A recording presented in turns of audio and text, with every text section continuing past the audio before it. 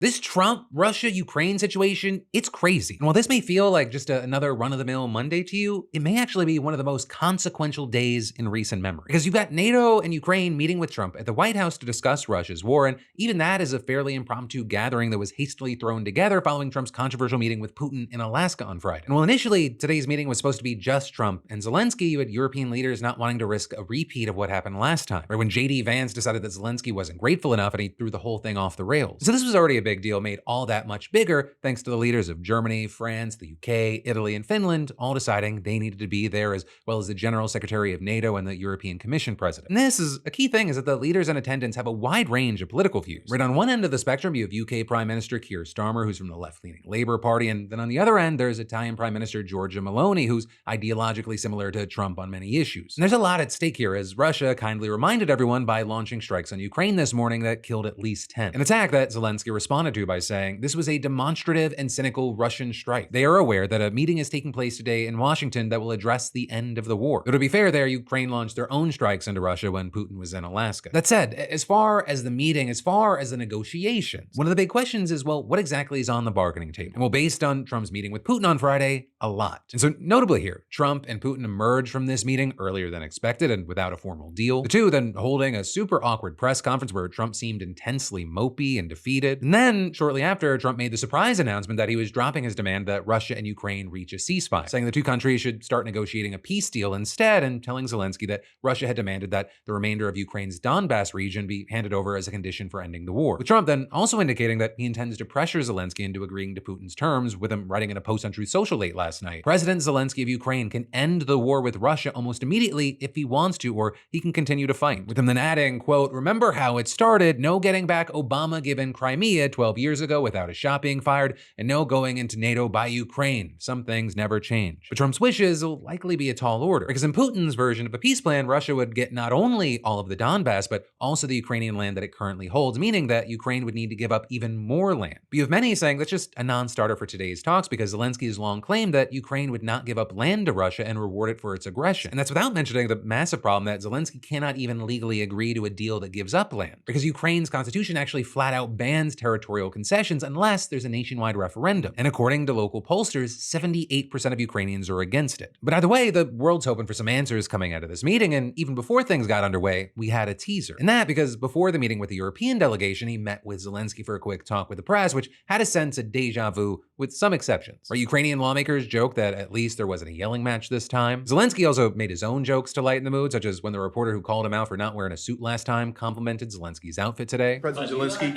In the same suit. You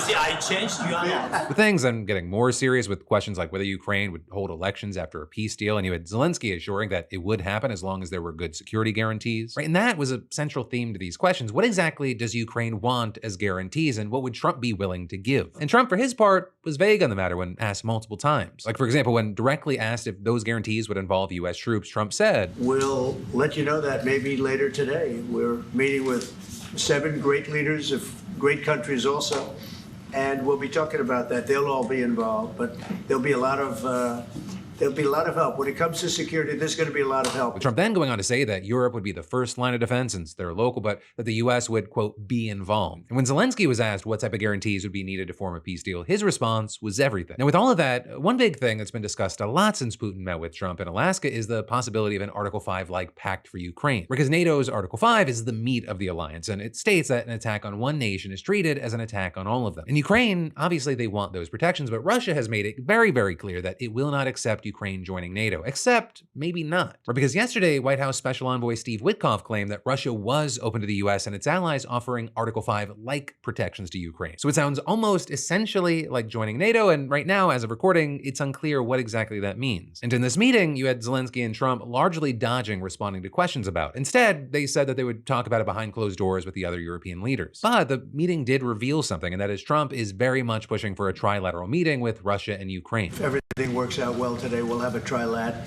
And I think there will be a reasonable chance of ending the war when we do that. And it appeared that Zelensky was excited for that, which makes sense as his country has said that there cannot be a peace deal without Ukraine at the table. And then with all this, because it's one of those days, as I was getting ready to wrap up today's show, you had Trump, Zelensky, and the European leaders all coming out to quickly speak to the press. And it was a bit of, I think the technical term is circle jerk, with everyone thanking everyone else for being there, but also there was some consistent messaging. One honorable mention was the push to have Ukrainian children return to their homes. Thousands have been displaced and some forcibly removed to Russia, and they weren't the only ones worried about the kids. Multiple times today, you had Zelensky praising First Lady Melania Trump for a letter that she sent to Putin asking for him to end the war in order to protect the children, which is something that the president of the European Commission's echoed when she spoke. And then in addition to that, there were three big demands that almost everyone made. First off, security guarantees. At least in broad strokes, it seems just about every European leader, and maybe even Trump, are open to Article 5-like protections for Ukraine, though there I'm sure the devil will be in the details. Then the next major thing was a ceasefire during any peace talks. And with that, you saw things like the German chancellor, when he was speaking, he mentioned that there will be a lot of complicated negotiations coming up, but that... To be honest, we all would like to see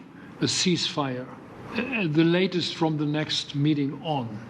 I can't imagine that the next meeting would take place without a ceasefire. So let's work on that, and let's try to put pressure on Russia, because the credibility of these efforts we are undertaking today, are depending on at least a ceasefire from the beginning of the serious negotiations. You also had similar sentiments being echoed by others, although this was something that Trump has pushed back against after his Alaska rendezvous with Putin. Because like I mentioned, after the meeting, he said that he understood that for strategic reasons, either side may not want a ceasefire as it gives the other time to rearm and build without any guarantees of a peace. But Trump, he thinks it's a minor speed bump and claimed, In the 6 wars that I've settled, I haven't had a ceasefire. We just got into negotiations, and one of the wars was, as you know, in the Congo was 31 years long.